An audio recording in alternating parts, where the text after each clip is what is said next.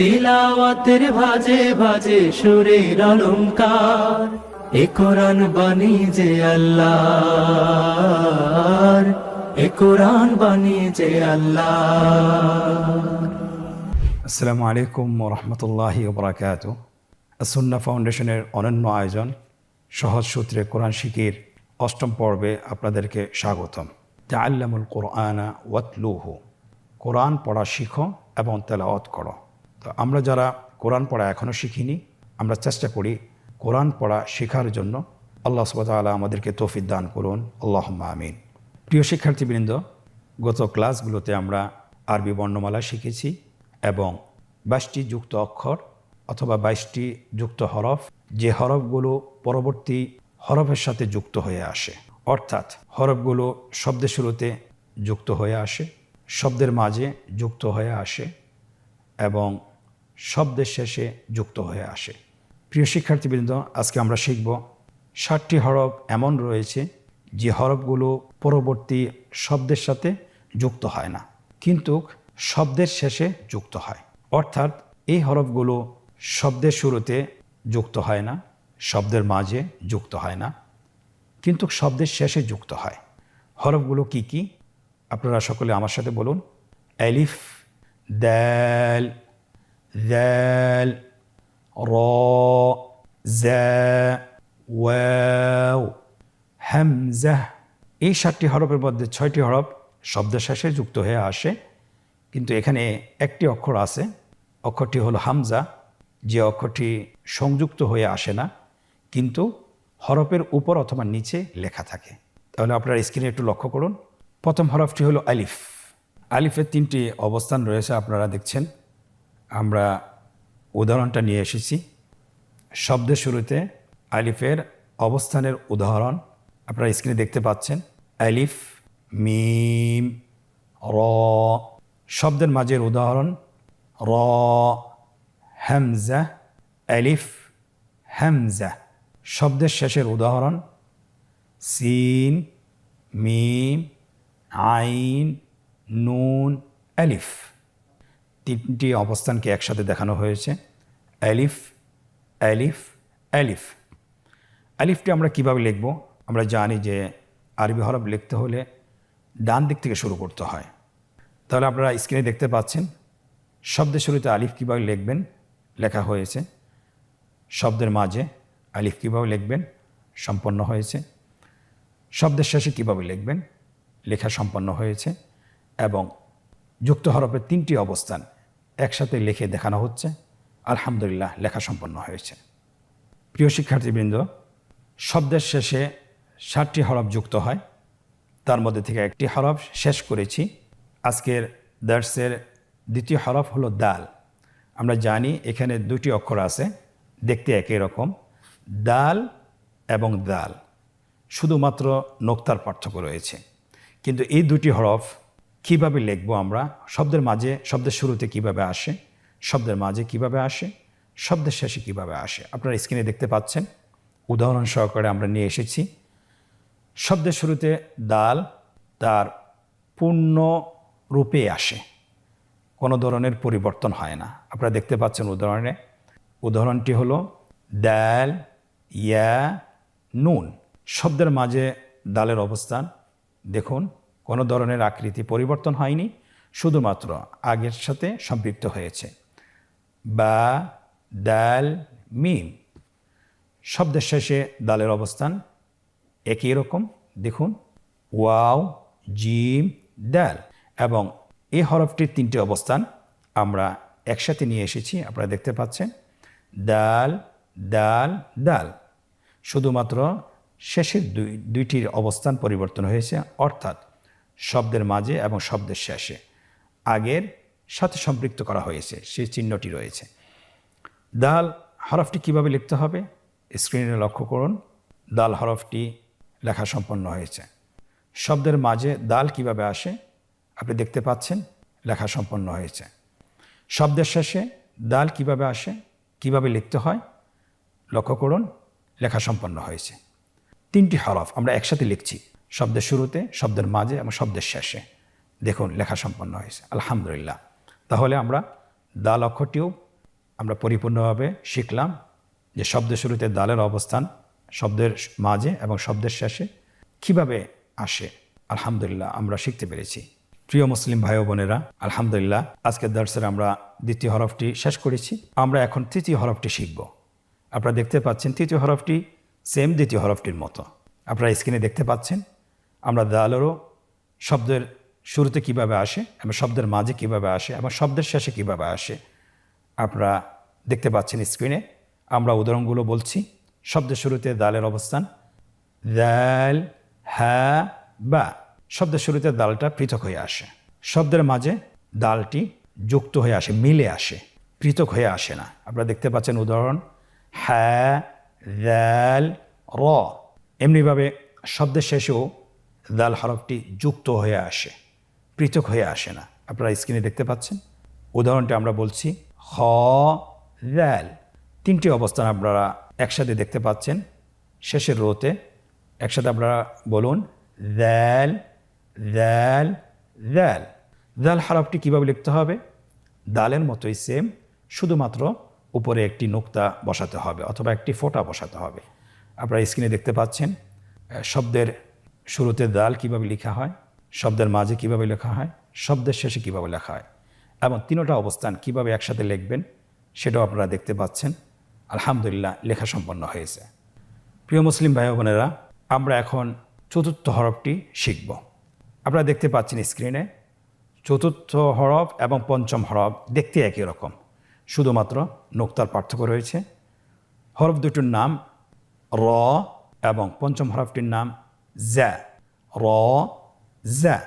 র কীভাবে শব্দের শুরুতে আসে, শব্দের মাঝে আসে এবং শব্দের শেষে আসে উদাহরণসহ আপনারা দেখছেন। আমরা শব্দের শুরুর উদাহরণটি পড়ছি। আপনারা আমার সাথে বলতে পারেন র, জিম, জ্যা। শব্দের মাঝের অবস্থান ইয়া, র, ডাল। র এর অবস্থান শব্দের শেষে। আপনারা উদাহরণটি দেখছেন। আপনারা আমার সাথে বলুন শিন, হ্যাঁ, র। তিনটি অবস্থান একসাথে দেখতে পাচ্ছেন শেষের রোতে। আমরা একসাথে বলি র, র, র। আমরা এখন র হরফটি কীভাবে লিখতে হয় সেটা শিখব। র হরফটি খুব সহজ। আপনারা স্ক্রিনে দেখতে পাচ্ছেন শব্দের শুরুতে র লেখা হয়েছে, শব্দের মাঝের র লেখা হয়েছে, শব্দের শেষের র লেখা হয়েছে এবং তিনটি অবস্থানকে একসাথে করে লেখা হচ্ছে। আলহামদুলিল্লাহ সম্পন্ন হয়েছে। প্রিয় ভাই বোনেরা, আলহামদুলিল্লাহ আমরা যুক্তবর্ণ 4টি হরফ শিখে ফেলেছি। এখন আমরা শিখব পঞ্চম নাম্বার হরফটি। পঞ্চম নম্বর হরফটি হলো জ্যা। স্ক্রিনে আপনারা দেখতে পাচ্ছেন আমরা হরফটি শব্দের শুরুতে কিভাবে আসে, শব্দের মাঝে কিভাবে আসে, শব্দের শেষে কিভাবে আসে উদাহরণসহ আমরা নিয়ে এসেছি। আপনারা শব্দের শুরুর উদাহরণটি দেখুন, লেখা আছে জ্যা, ব্যা, র। শব্দের মাঝের উদাহরণটি দেখুন, আমার সাথে বলুন নুন, জ্যা, গইন। শব্দের শেষে জায়ের উদাহরণ আপনারা দেখতে পাচ্ছেন কাফ, নুন, জ্যা। কাফ, নুন, জ্যা। যা হরফটি কীভাবে লিখবেন স্ক্রিনে আপনারা দেখতে পাচ্ছেন। রয়ের মতো আগের হরফটি আমরা যেভাবে লিখেছি সেভাবে লিখব, শুধুমাত্র র হরফটির উপরে একটি ফোঁটা বসাবো। আপনারা দেখতে পাচ্ছেন শব্দ শুরুতে যা লেখা হয়েছে, শব্দের মাঝে লেখা হচ্ছে, শব্দের শেষে যা কিভাবে লিখতে হয় লেখা হচ্ছে এবং তিনটি অবস্থান একসাথে লেখা হয়েছে। আলহামদুলিল্লাহ। প্রিয় শিক্ষার্থীবৃন্দ, আলহামদুলিল্লাহ স্বল্প সময় আমরা যুক্ত হরফের 5টি হরফ সম্পন্ন করেছি। যে হরফগুলো শব্দের শুরুতে যুক্ত হয় না, শব্দের মাঝে যুক্ত হয়ে আসে না, কিন্তু শব্দের শেষে যুক্ত হয়ে আসে। 6 নম্বর হরফটি হলো ওয়াও। আপনারা একসাথে আমার সাথে বলুন ওয়াও। স্ক্রিনে লক্ষ্য করুন শব্দের শুরুতে ওয়াওয়ের অবস্থান, শব্দের মাঝে ওয়াওয়ের অবস্থান এবং শব্দের শেষে ওয়াও হরফটির অবস্থান উদাহরণ সহ দেওয়া আছে। শব্দের শুরুতে ওয়া এর উদাহরণ আপনারা একসাথে বলুন ওয়াও, সিন, আইন। শব্দের মাঝের উদাহরণ একসাথে বলুন কফ, ওয়াও, লাম। এখানেও আপনারা দেখতে পাচ্ছেন হরফটি পৃথক হয়ে আসেনি, মিলে এসেছে। শব্দের শেষের ওয়ার উদাহরণটি আমার সাথে বলুন। হ্যাঁ ওয়াও, এখানেও ওয়াও হরফটি পৃথক হয়ে আসেনি, যুক্ত হয়ে এসেছে। আপনারা এই ঘরটির শেষের রোতে আপনারা দেখতে পাচ্ছেন 3টি অবস্থানকে একসাথে দেখানো হয়েছে। ওয়াও হরফটি আমরা কিভাবে লিখব? খুবই সহজ। আপনারা স্ক্রিনে দেখতে পাচ্ছেন শব্দ শুরুতে ওয়াওটি কিভাবে লেখা হচ্ছে, শব্দের মাঝে এবং শব্দের শেষে, এবং 3টি অবস্থানকে একসাথে লেখা হচ্ছে। আলহামদুলিল্লাহ, কতই না সহজ ওয়াও হরফটি লেখা হয়েছে। আলহামদুলিল্লাহ। সম্মানিত শিক্ষার্থী ভাই ও বোনেরা, আজকে দর্সের শেষ হরফটি আমরা শিখব। হরফটির নাম হলো হামজা। হামজা হরফটি যুক্ত হয়ে আসে না, কিন্তু হরফের উপরে অথবা নিচে লেখা থাকে। আপনারা স্ক্রিনে দেখতে পাচ্ছেন হামজা হরফটি শব্দের শুরুতে কিভাবে আসে, শব্দের মাঝে কিভাবে আসে, শব্দের শেষে কিভাবে আসে।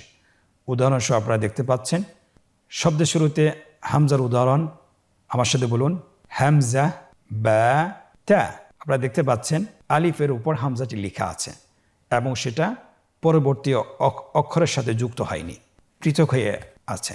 শব্দের মাঝে হামজার উদাহরণ আপনারা স্ক্রিনে দেখতে পাচ্ছেন। উদাহরণটি আমার সাথে বলুন। ইয়া হামজা সিন। দেখুন হামজা হরফটি কিন্তু যুক্ত হয়ে আসেনি, একটি হরফের উপর লেখা হয়েছে। শব্দের শেষে হামজার উদাহরণ স্ক্রিনে দেখুন এবং আমার সাথে বলুন। নুন বা হামজা। 3টি অবস্থানকে একসাথে দেখানো হয়েছে। হামজা হামজা হামজা। হামজা হরফটি কিভাবে লিখবেন স্ক্রিনের দিকে লক্ষ্য করুন। শব্দের শুরুতে হামজা লেখা হচ্ছে, শব্দের মাঝে হামজা কিভাবে লিখতে হয় লেখা হচ্ছে, এবং শব্দের শেষে কিভাবে লিখতে হয় লেখা সম্পন্ন হয়েছে। 3টি অবস্থানকে একসাথে কিভাবে লিখতে হয় সেটাও লেখা সম্পন্ন হয়েছে। আলহামদুলিল্লাহ। প্রিয় ভাই ও বোনেরা, আলহামদুলিল্লাহ, আজকে দর্সের আমরা 7টি যুক্ত বর্ণ শিখেছি, যে হরফগুলো শব্দের শুরুতে যুক্ত হয়ে আসে না, শব্দের মাঝেও যুক্ত হয়ে আসে না, কিন্তু শব্দের শেষে যুক্ত হয়ে আসে। এর 7টি হরফ থেকে 6টি হরফ শব্দের শেষে যুক্ত হয়, কিন্তু একটি হরফ সাধারণত হরফের উপরে অথবা নিচে লেখা হয়। তাহলে আজকের দর্সে আমরা আশা করছি বুঝতে পারছেন। আপনারা চেষ্টা করবেন বাসায় প্র্যাকটিস করার জন্য, বেশি বেশি অনুশীলন করার জন্য। তাহলে কোরআন তেলাওয়াত করার সময় আমরা হরফগুলো সঠিকভাবে চিনতে পারবো এবং বুঝতে পারবো ইনশাআল্লাহ। এখন আমরা মজার একটি পর্বে প্রবেশ করছি। সেটা হলো যে আমরা কতটুকু শিখেছি অথবা কতটুকু আমরা হরফগুলো চিনেছি, সেটা পরীক্ষার মাধ্যমে আমরা নিজেদেরকে যাচাই করব। আপনারা স্ক্রিনে লক্ষ্য করুন, এখানে 3টি পর্ব রয়েছে। প্রথম পর্বে বলা হয়েছে নিম্নোক্ত শব্দাবলী থেকে হরফগুলো পৃথক করে লিখুন। আপনারা দেখছেন স্ক্রিনে এখানে অনেকগুলো শব্দ লেখা আছে। প্রত্যেকটি হরফকে শব্দগুলো থেকে পৃথক করে আপনাকে লিখতে হবে। তাহলে স্ক্রিনে লেখা হচ্ছে, আমিও বলছি, আপনারাও এটা আলাদা করে লিখুন, পৃথক করে লিখুন।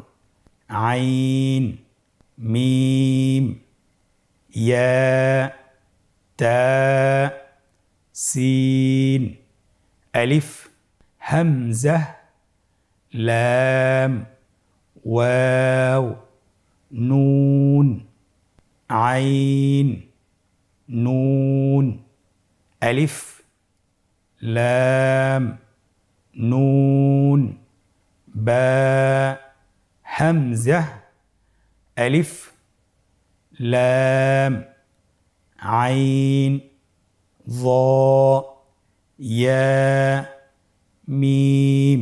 আলহামদুলিল্লাহ লেখা হয়েছে। পরবর্তী শব্দগুলো আমরা পৃথক করে আবার লিখি। আলিফ, লাম, যাল, ইয়া। আপনারা স্ক্রিনের দিকে লক্ষ্য করুন, পৃথক করে লেখা হচ্ছে।